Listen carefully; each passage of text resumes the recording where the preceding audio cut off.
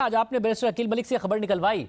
کہ اب ترمیم تو بہرحال آنے جا رہی ہے، مگر انہوں نے یہ بھی کہا کہ جو سینیورٹی پرنسپل ہے اس کے حوالے سے ترمیم ہو سکتی ہے، مگر یہ بھی کہا کہ 68 سال عمر ہو سکتی ہے۔ یہ اشارہ بھی دیا کہ نمبر پورے ہیں، مگر پھر یہ بھی کہ جی ہاں ابھی تو پیکج فائنل ہے نہیں ہے، اس قسم کی بات بھی کر رہے تھے۔ نمبرز کے لیے جے یو آئی پہ رلائے کریں گے یا جو تحریک انصاف کے 41 اراکین ہیں جو سپریم کورٹ کے ججمنٹ کے نتیجے میں انڈیپینڈنٹ ہو گئے ہیں، سنی اتحاد کونسل کے ممبر نہیں ہیں، ان پر رلائے کریں گے؟ ایگزیکٹلی اس انٹرویو کے علاوہ بھی آپ کی آف دا ریکارڈ حکومتی ذرائع سے جو بات ہوئی ہے وہ اس میں کیا تصویر کیا سامنے آ رہی ہے آپ کی؟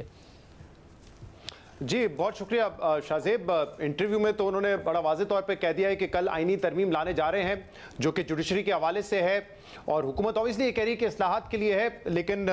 جو اس میں دو تین آپشنز کا انہوں نے ذکر کیا، اس میں ایک تو سینیورٹی پرنسپل کو تبدیل کرنے والی بات ہے اور دوسرا جو ایج کے حوالے سے بات ہے۔ اب کچھ ہمارے ذرائع سے بھی بات ہوئی ہے، جو لا منسٹری ہے وہ یہ سمجھتی ہے کہ اگر ججز کی جو ایج ہے سپریم کورٹ میں وہ 65 سے 68 کر دی جائے تو اس سے جو ہے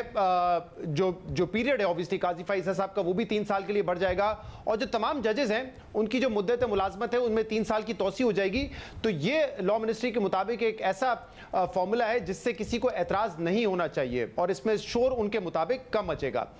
جو دوسرا لیکن اس میں معاملہ یہ ہے کہ کل مولانا فضل الرحمان صاحب نے یہ تقریر کر دی ہے کہ وہ ایکسٹینشن کو سپورٹ نہیں کرتے، چاہے وہ فوج میں ہو یا پھر سپریم کورٹ میں ہو، جوڈیشری میں ہو، لیکن اگر سینیورٹی پرنسپل کو تبدیل کر کے میرٹ پہ فیصلے کیے جائیں تو وہ اس کے حق میں ہوں گے، یہ انہوں نے واضح ہنٹ کر دی ہے۔ تو حکومت کو ایک پرابلم جو اس میں تھوڑا سا وہ یہ آ رہا ہے کہ اگر فضل الرحمان صاحب کو آن بورڈ رکھنا ہے تو شاید وہ ایکسٹینشن کے حوالے سے نہیں ووٹ دیں گے، اور اسی لیے 2-3 آپشنز پہ غور ہے، اور اس میں جو ایک آپشن جو آج بتایا عقیل ملک صاحب نے وہ یہی ہے کہ سینیورٹی کا پرنسپل چینج کر دیں، ٹاپ جو 4-5 ججز ہیں ان میں سے کسی ایک کو اپوائنٹ کیا جائے، لیکن اس کا میکینزم کیا ہوگا اس پر انہوں نے کوئی واضح بات نہیں کی ہے۔ ویسے تو وہ حکومتی ذرائع کہہ رہے ہیں کہ جو حکومت ہے یا پرائم منسٹر ہے وہی جو ہے فیصلہ کریں گے کہ کون جو ہے وہ چیف جسٹس بنے گا، جو کہ ماضی میں ہوتا رہے، لیکن ماضی میں آپ کو پتہ ہے کہ وہ معاملہ کتنا متنازع بھی بنا، خاص طور پہ جب محترمہ بینظیر بھٹو نے سپرسیڈ کر کے سجاد علی شاہ صاحب کو بنایا تھا چیف جسٹس، اور اس کے بعد اسی سپریم کورٹ میں 10 ججز نے، پہلے 2 ججز نے، بعد میں 10 ججز نے اس فیصلے کو کالعدم قرار دے دیا تھا جب جو ان کی اپوائنٹمنٹ کا معاملہ تھا۔ تو اس معاملے میں اب یہ حکومتی ذرائع کہتے ہیں کہ جو 41 جو پی ٹی آئی کے لوگ تھے جن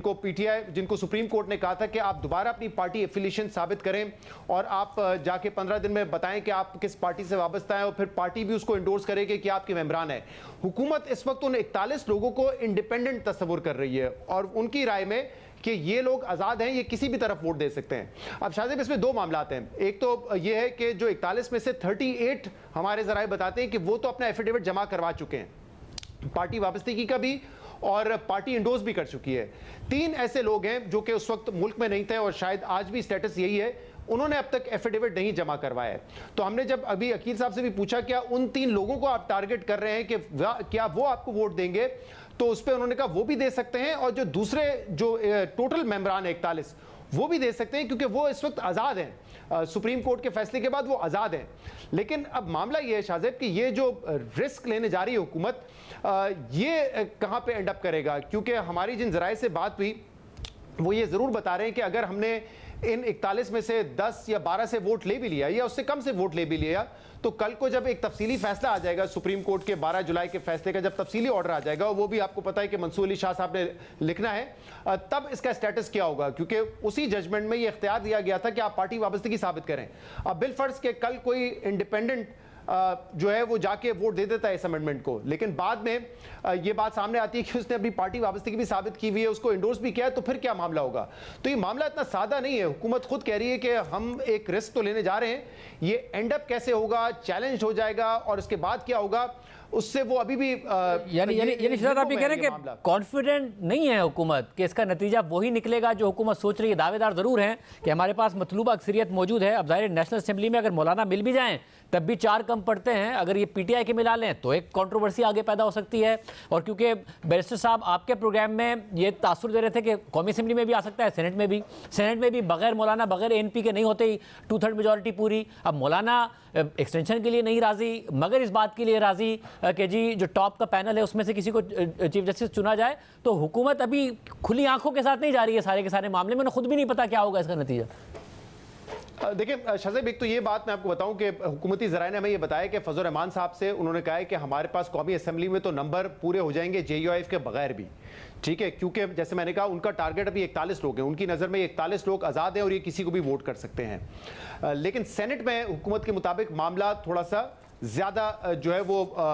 वहाँ पे जो है इतना क्लियर नहीं है अभी, क्योंकि वो दावे तो कर रहे हैं कि मेजॉरिटी हासिल कर लेंगे, लेकिन वहाँ पे कोई इतनी बड़ी मेजॉरिटी नहीं है। एक दो लोगों का इधर उधर होना जो इंडिपेंडेंट है वो मामले को चेंज कर सकता है। लेकिन जो आपका सवाल है कि हुकूमत इतनी कॉन्फिडेंट नहीं है और उनको लग रहा है कि बाद में ये ओवरटर्न भी हो सकता है, तो इस हवाले से अगर आप स्ट्रेटजी देखें तो हुकूमत की यही है कि जो होता है कर लो, बाद में देखा जाएगा। जब रिजर्व सीट्स का मामला था तो इलेक्शन कमीशन ने रिजर्व सीट्स दे दी हुकूमत को और इत्तेहादियों को उनके रिजर्व सीट्स मिल गई। बाद में फिर वो जब चैलेंज हुआ, और जब चैलेंज भी हुआ तब भी आपने देखा कि जब चैलेंज हुआ और उसका फैसला उनके हक में नहीं आया हुकूमत और उनके इत्तेहादियों के, तब भी उस फैसले पे इम्प्लीमेंटेशन नहीं हुआ है। तो मेरे ख्याल से यही कॉन्फिडेंस है हुकूमत का कि